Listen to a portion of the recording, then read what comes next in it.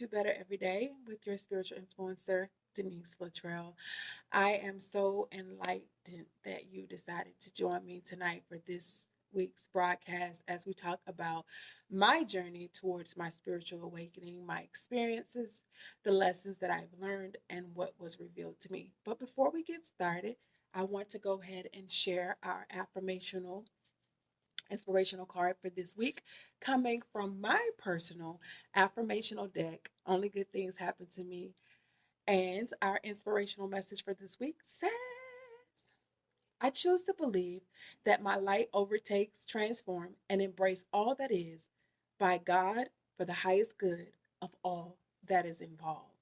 And I am so excited because this journey has been a 3 year journey. This spiritual awakening journey for me has been 3 years. And now you can see me shining. You can see the glow. You can see me happy. You can see me excited because I have finally birthed that which was all about my spiritual awakening journey, dying to my ego and finding a place within myself that I could love myself truly. And so when I think about my experience on my spiritual awakening journey, it wasn't always good. The majority of the years was not good at all. There was a battle that was going on in my mind and it was taking place in my body.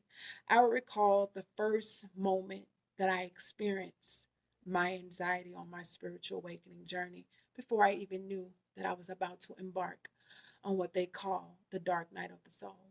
It was a normal day for me. I was leaving work, and as I was leaving my job, I remember driving and I had just exited off and I was getting closer to my home when I, out of nowhere, began to feel fearful. I mean, this was a fear that I've never experienced before. And now I come to realize it that it is what they call anxiety. And there was nothing that I could do to move forward. I was stuck in this panic and I didn't know why I was feeling the way that I was feeling. So I immediately called my father and I explained to him what was going on with me in that specific moment. And he guided me through conversation to my home. And I remember when I got into my house, I sat on my sofa and I have a big window in my home. And I recall myself sitting there. And as I was sitting there, there was this, it's like a path that I have, like a forest type path. And I remember hearing this voice that said, run. And in that moment, I knew that I was in the fight for my life. And from that night forward, I was beginning to be mentally tormented with thoughts of suicide, with thoughts of hurting myself. These voices would tell me that this was going to happen to me, that I was going to die, and that I was going to get hit by cars. Or I began to get so fearful for my life that I was afraid to be alone by myself. I could no longer do the things that were good that I love to do, like going shopping and going and taking a trip by myself to the stores and enjoying my time alone. Everywhere that I went from that night forward, I took my son because I did not feel comfortable being alone by myself. I couldn't even do the things like going to the grocery store and shopping like I would normally do. Anytime that I got in my car and I was in my car alone, anytime that I went to the store and I was alone, I was terrified. I mean, literally terrified. My heart would beat like it never beat it before. I was filled with anxiety and fear. And I knew that I could not live my life like this. I decided to go to the doctor. And as they began to do, blood work and all these things, and at that time, COVID was at a high. So they explained that, a lot of people were dealing with anxiety and they were dealing with a lot of fear. And at that time, I just said, well, maybe I'm just dealing with the anxiety and I'm dealing with fear, but where's these voices coming from? I've never experienced voices so dark and it just caused so much fear to me because I began to not even trust myself. I began to put away knives when I was home alone because I didn't know what I would do because of the voices. I've never felt such darkness. I was tired all the time. My body was tired. I was fatigued. I only had enough energy just to get up. Thank God that I worked remotely from home. Get up, go into my office, work for the day, and try my best to take care of my son. He was at an older age, around 13, 12 at that time. So he was more in an independent stage. So I did as much as I can. But one thing that I can say is that my son never knew that there was something wrong with me. I had the strength of God enough in me to be able to sustain myself, to keep my job, and do the necessary things that I had to do. But when I tell you that I was afraid every day. Anxiety filled me every day. But when I tell you that I knew once I got my results from the doctor, and the doctor said that I was okay, that my blood work came back perfectly, and it's probably something that's just here and that'll soon pass through and it'll go away. But it kept going for months and months and months. I noticed that it just got worse. The fear got worse. The thoughts got worse. I couldn't sleep at night. I recall holding my Bible at night as I rocked myself to sleep, just saying, "The Lord is my shepherd, I shall not want." Just because I was so terrified, I could not sleep. And when I did sleep, was the only time that the voices in my head stopped. And it was painful. Everything that I once loved, I no longer had an interest in it anymore. I couldn't listen to music. I walked away from friendships that I had for years.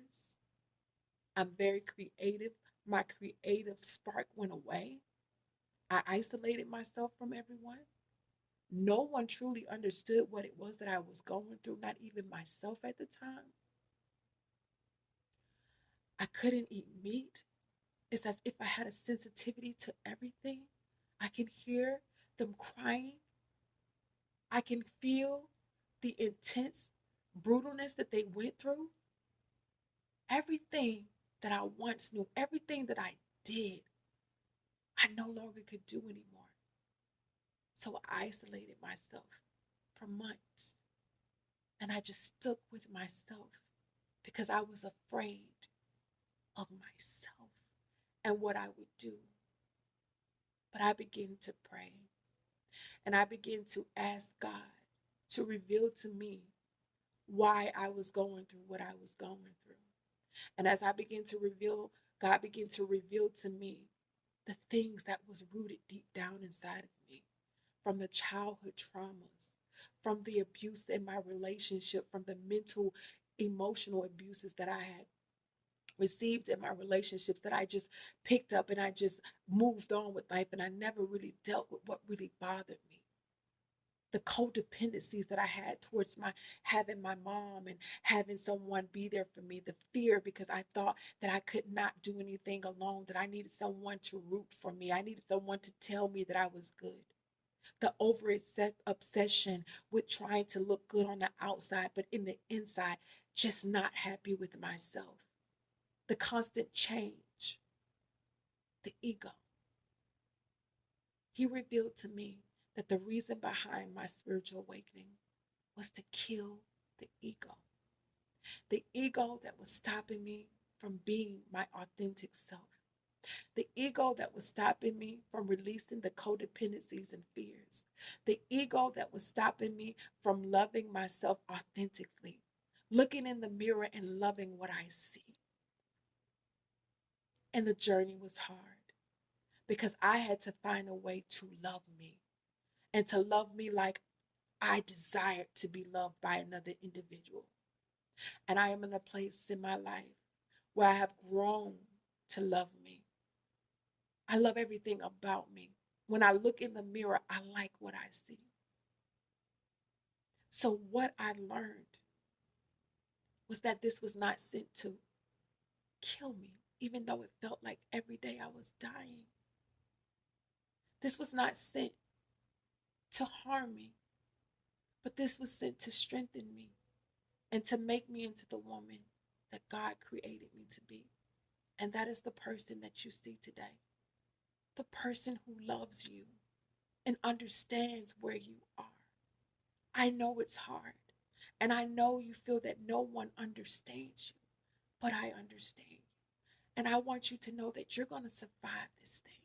You're going to get through this thing. I'm going to be here to guide you through every week with an inspirational message because I know what you're going. I want you to know that you are loved. I want you to know that you are adored. I want you to know that you're supported. And most importantly, you are needed.